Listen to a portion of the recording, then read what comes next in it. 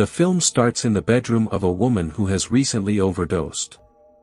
Her young daughter enters her room and witnesses her mother's body laid among the mess.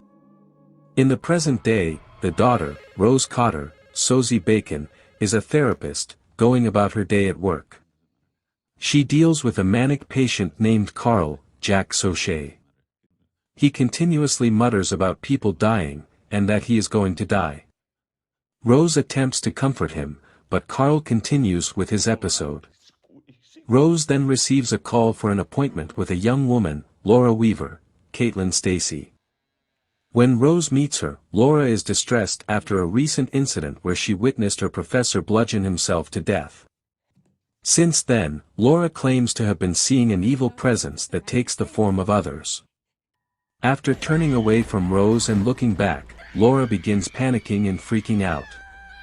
Rose calls for help, but she looks back to find that Laura has picked up a broken shard from a vase and is now flashing an unsettling grin. Laura slashes her throat before help arrives, leaving Rose in shock. Rose speaks to two detectives, one of whom is her ex-Joel, Kyle Gallner, for details on the event. She explains what she saw and also talks to her boss, Dr. Morgan Desai, Cal Penn. Later, Rose goes to her home that she shares with her fiancé Trevor, Jesse T. Usher, and their cat Mustache. Rose and Trevor go to dinner with Rose's sister Holly, Jillian Zinsser, and her husband Greg, Nick Arapagla, but Rose is so traumatized from Laura's suicide that she snaps at Holly when she chastises Rose about forgetting Holly's son Jackson's, Matthew Lamb, upcoming birthday. Rose attempts to go back to work and move on. She receives a call from Holly, as they both apologize for the argument, and Holly asks Rose to at least get Jackson a birthday gift. While they talk, Rose looks out the window and appears to see what looks like Laura in the distance. When Rose walks by Carl's room, he is seen with a disturbing smile like Laura and begins to repeatedly tell Rose, "You're going to die." She calls for help and Carl gets restrained by orderlies. When Rose goes to buy a gift for Jackson, she sees an apparition of Laura again, still grinning. At home, she cannot find Mustache and is startled when the security alarm goes off. She gets a call from the security company, but it turns out to be a malicious entity that taunts Rose. Over the weekend, Rose goes to Jackson's birthday party. When it is time to give out gifts, he takes Rose's, which is supposed to be a toy train. Instead, Jackson opens the box and finds Mustache's corpse. Everyone freaks out, and Rose tries to assure everyone that she did not do this, but she sees one of the other moms appear to have the entity's evil grin. Rose stumbles backwards and falls through a glass table, severely injuring her arms. Rose is brought to the hospital for medical attention. Morgan visits her after becoming aware of her episode and suggests she take time off work. When Trevor brings her home, Rose tries to explain herself, but he thinks she is losing her mind and that she really did kill Mustache. Rose also has a session with her own therapist, Dr. Madeline Northcott, Robin Weigert, who helped her get through the trauma of her mother's suicide. Rose begins to do some investigating. She plays audio recorded from her session with Laura and hears what sounds like a faint breathing noise. She also looks up Laura's professor, Gabriel Munoz, Felix Melendez Jr., and tracks down his widow Victoria. She tells Rose that Gabriel had claimed to have seen visions of something haunting him, just days after he witnessed another woman named Anna Powell commit suicide. When Rose claims that she is experiencing what Gabriel did, Victoria thinks that Rose is mocking her tragedy and she orders her to leave.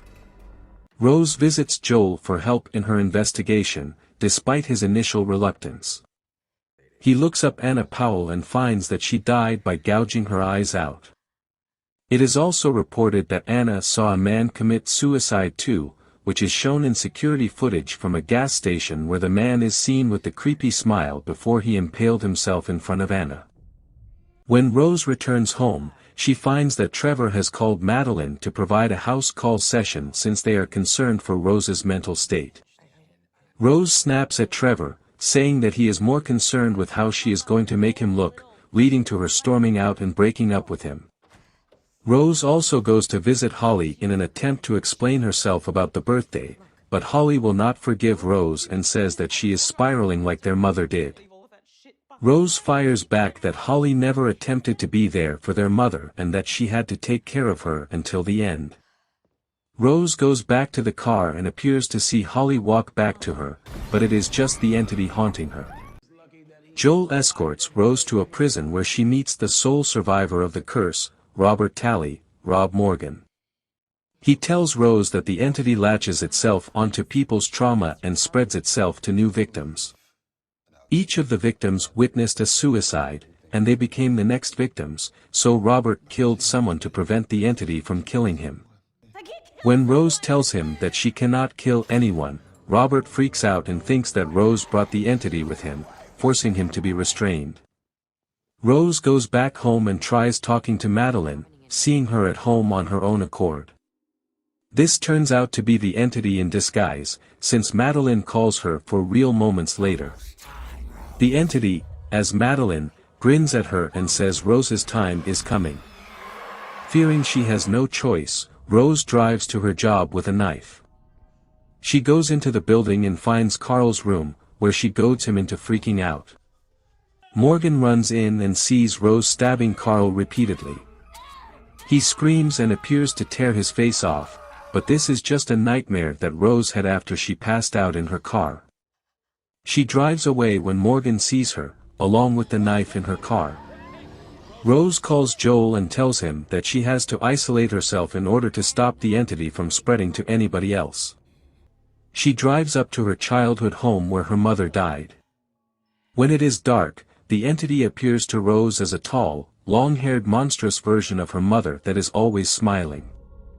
Rose expresses her anger toward her mother for how she behaved due to her illness and how she never got the help she needed.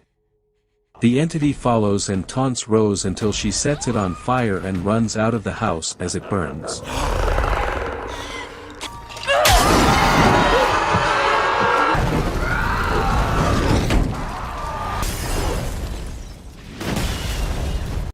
She then goes to Joel's apartment and claims that she finally got rid of it. Then Joel tells her that she can never get rid of it, and he flashes a creepy smile. Once again, Rose was dreaming. She is still back at the house.